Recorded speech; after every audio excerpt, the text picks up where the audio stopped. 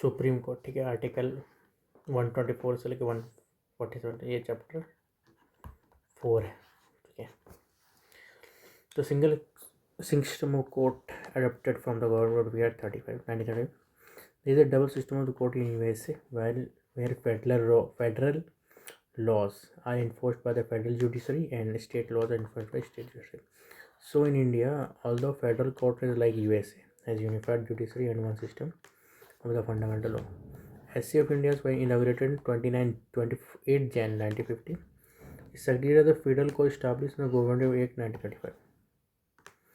तो आर्टिकल 124 है, ये वो बोलता है establishment and constitution of supreme court, ठीक है। सबसे पहले स्टेटमेंट और तो नंबर ऑफ मेंबर ओरिजिनली 7 + 8 7 था और प्लस 1 CJ 8। अभी कितना है, अभी कितना हो सकता है 33 + 1 CJ है 2 इसमें, ठीक है। CJ चीफ जस्टिस प्रेजेंट अभी कितना है 30 जज है, ठीक है। तो आर्टिकल 124 का 1 जो है वो बोलता है स्ट्रेंथ, ठीक है, स्ट्रेंथ ऑफ जज, ये वाला। इसके बाद सेकेंड जो 124 का 2 है, ठीक है, अपॉइंटमेंट ऑफ जज, ये आर्टिकल 124 का 2 में आता है अपॉइंटमेंट ऑफ जज। तो आर्टिकल 124 का 2 में जो है वो अपॉइंटमेंट है, ठीक है। तो जज of SC is appointed by the president, ठीक है। प्रेसिडेंट कौन करेगा, CJI जो होता है वो प्रेसिडेंट के द्वारा होता है, और बात बाकी जज को भी प्रेसिडेंट करेगा लेकिन इसका रिकमेंडेशन पे, ठीक है। तो अब जो पहले जो सिस्टम होता था वो कॉलेजियम सिस्टम होता था, कॉलेजियम सिस्टम, ठीक है। कॉलेजियम सिस्टम से जज अपॉइंटमेंट होता था। तो उसमें क्या हुआ, बहुत सारा क्या हुआ बात हुआ। तो जज of SC are appointed by president after the constitution of CJI, ठीक है। Appointment of CJI by the president after the consolidation of such जजेस of SC and SC has been deems necessary, ठीक है। तो इसमें क्या हुआ, केस हुआ कॉलेजियम सिस्टम में, 4 केस आया। तो जो फर्स्ट जज केस था, ठीक है, वो 1982 का था। The SC held that consultation does not mean concurrence, ठीक है, and it not only implies exchange of views, ठीक है, ठीक है। इसमें मेन बात है कि यही बोला था कि प्रेसिडेंट मस्ट टेक रिकमेंडेशन, ठीक है, फ्रॉम CJI ऑफ इंडिया, ठीक है। जो सेकेंड जज केस था 1993 का, ठीक है, इसमें क्या बोला था, रिकमेंडेशन जो होगा वो CJI + 2 और जजेस का होगा, ठीक है। SC revives the previous ruling and change the meaning of word consultation, ठीक है। Hence advise the tendered by the CJI by binding on the president on the appointment, ठीक है, but CJI will tender his advice after consulting of 2 of his senior most जज, 2 जज के साथ होगा। फिर जो थर्ड जज केस था उसमें क्या बोल दिया, उसमें 4 सीनियर जज होगा, ठीक है, सुप्रीम कोर्ट का 4 जज होगा। और SC opened the CJI requires consultant for the plurality of जज, ठीक है, एंड इवन 2 जज given an adverse opinion so he should not send the recommendation, ठीक है। अगर 4 में से 2 अगर एडवर्स कर दिया तो नो कंसल्टेशन। फिर आता है नेक्स्ट NJAC, ठीक है, आर्टिकल 124A 99 अमेंडमेंट 2014, ठीक है। NJCI national judicial appointment commission, ठीक है, it replace the collegium system हटा दिया गया ऑफ अपॉइंटमेंट। इसमें बेसिकली क्या हुआ ना कि SP गुप्ता जो था, SP गुप्ता केस, ठीक है, ये SP गुप्ता केस है, ठीक है, ये अनकॉन्स्टिट्यूशनल रह गया और, ठीक है, कॉलेजियम सिस्टम को वापस लेके आया, ठीक है। NJAC को ख़त्म कर दिया है, ठीक है, to replace the collegium appointment. 4 जज case 2015 99 was struck down by SC। Article 124A जो है उसको हटा दिया गया, ठीक है, and it would be affect the independence of judiciary basis structure constitution, ठीक है। क्या लेकिन याद रखना, SP गुप्ता केस, ठीक है, 99 CA 2014। अपॉइंटमेंट CJI के अपॉइंटमेंट कैसे होता है history, till 1970 the appointed senior most जज ऑफ सुप्रीम कोर्ट, ठीक है। The establishment convention of violated 1973 N Ray case, Ray was appointed CJI by superseding 3 more judges. This the other gap case one under Bharat case 1970 admission which was not favorable to the government. Again 1977 M.H. Beg was appointed CJI by superseding the Syrian most judge H.R. Khanna because H.R. Khanna gave dissent judgment upholding the right to life even during emergency. The induction was curtailed by SC in the second judge case 1993. SC held that senior most judges of SC should be appointed as CJI. ठीक है। Article 124 का 3 qualification, ठीक है, क्या क्या होना चाहिए? 5 साल जज ऑफ हाई कोर्ट, ठीक है, 5 साल के लिए जज, 5 साल के लिए जज। एडवोकेट हाई कोर्ट का एडवोकेट 10 साल के लिए। और इस शुड भी डिस्टिंग्विश जज ओपिनियन फेस, ठीक है, और प्रेजेंट करना चाहिए माना चाहिए। Constitution has not prescribed the minimum age, ठीक है, एज नहीं कुछ।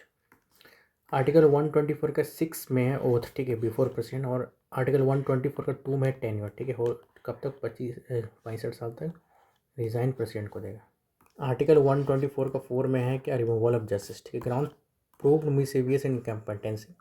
Procedure of removal high court जज of supreme court can be removed from his office by the order of president.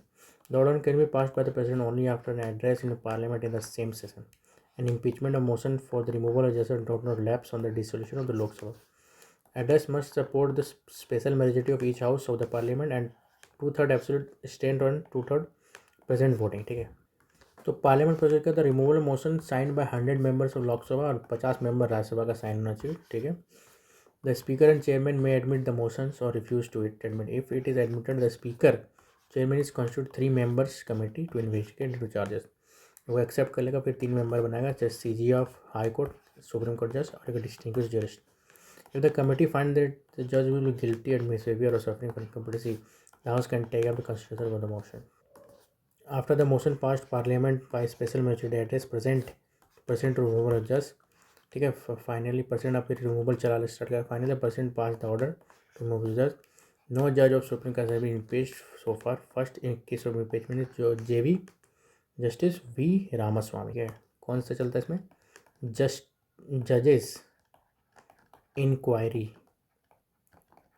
Act 1965 का 68 के तहत।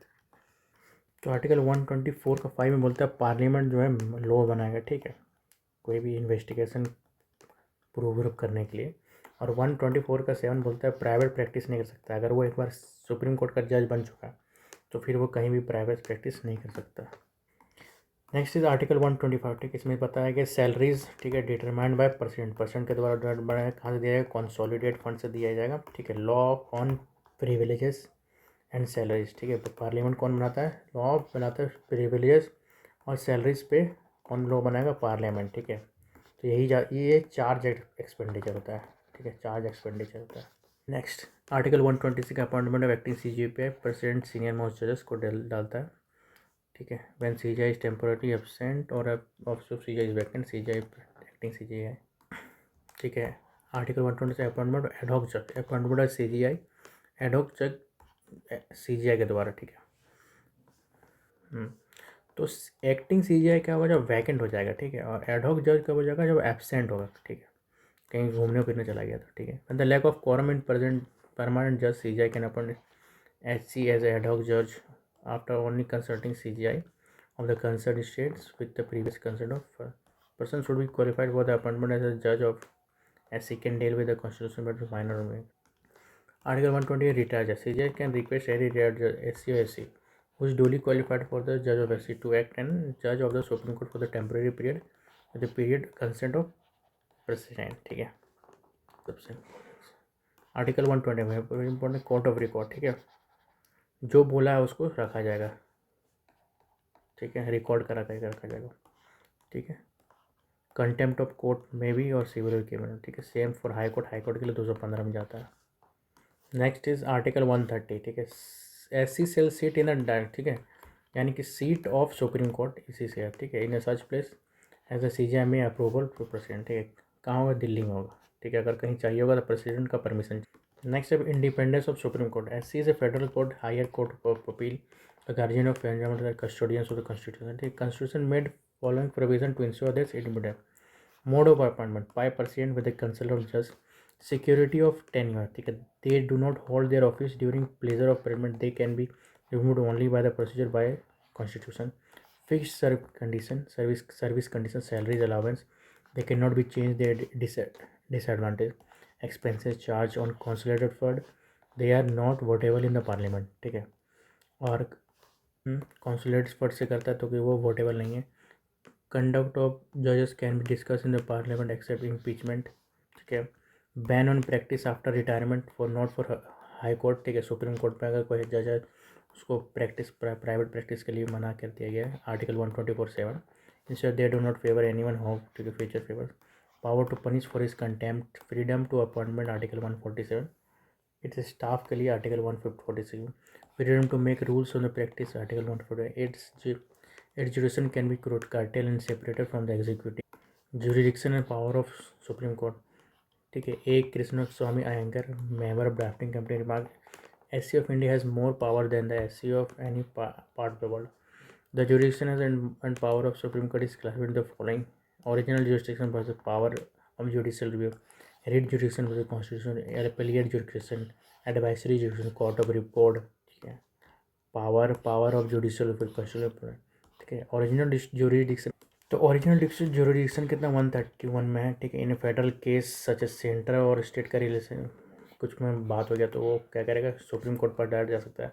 Exclusive means no other court can decide such disputes, कोई other court के पास power नहीं है। Original means the power to hear such disputes for the first instance, not a way of appeal, dispute must require a question of law और fact, not political nature.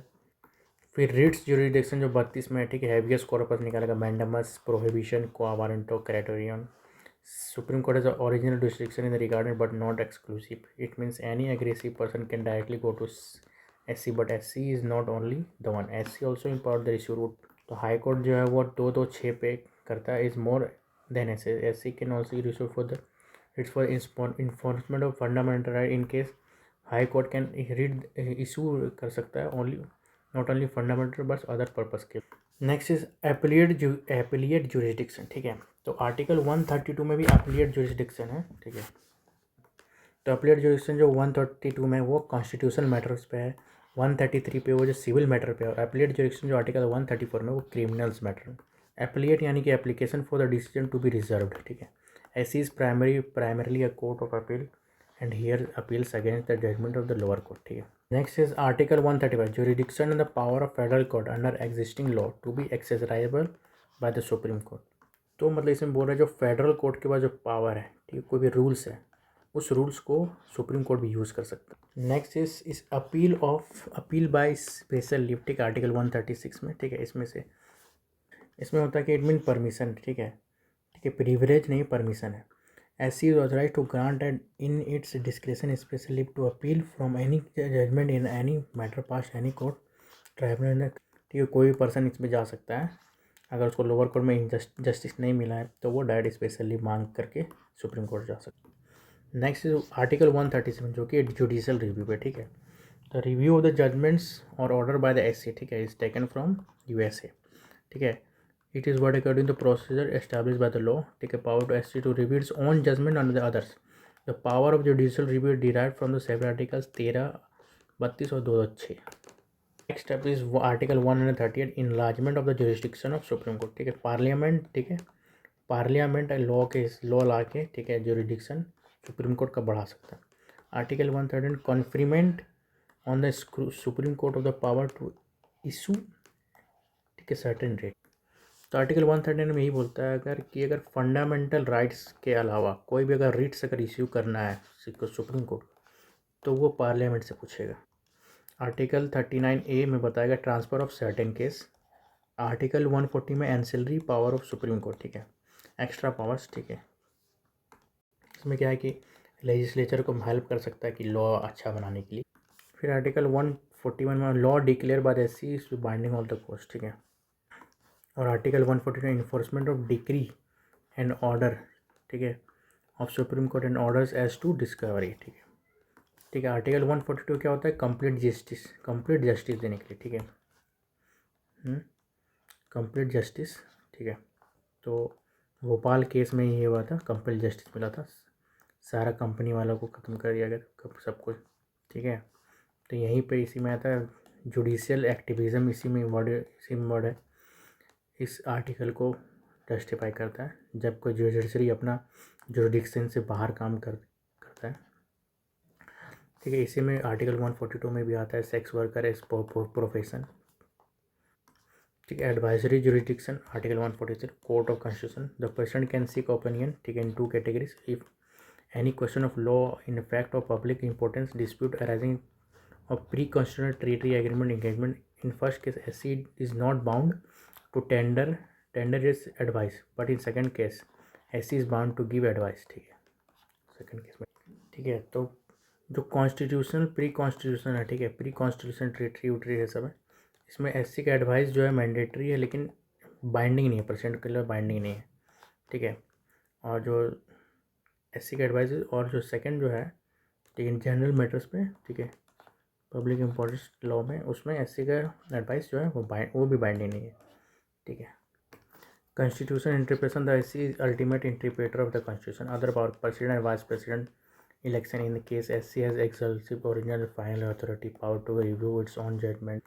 Article 144 civil and judicial authorities to act in aid of the Supreme Court, ठीक है। 45 में rules of the court है। 46 में appointments employees of supreme court is on, ठीक है, अपना कोई भी एम्प्लॉयज़ अपॉइंट कर सकता है, वो भी है। 44 में इंटरप्रिटेशन है। आर्टिकल 129 और 142 कंटेम्प्ट ऑफ कोर्ट में आता है, ठीक है। Comparison between supreme court high court, supreme court 5 part 5 में आता है, हाई कोर्ट पार्ट 6 में आता है। 124 से 147, 2014 से 231, 1 सुप्रीम कोर्ट है दिल्ली, 25 हाई कोर्ट है। कोर्ट ऑफ रिकॉर्ड 129 में है, ठीक है।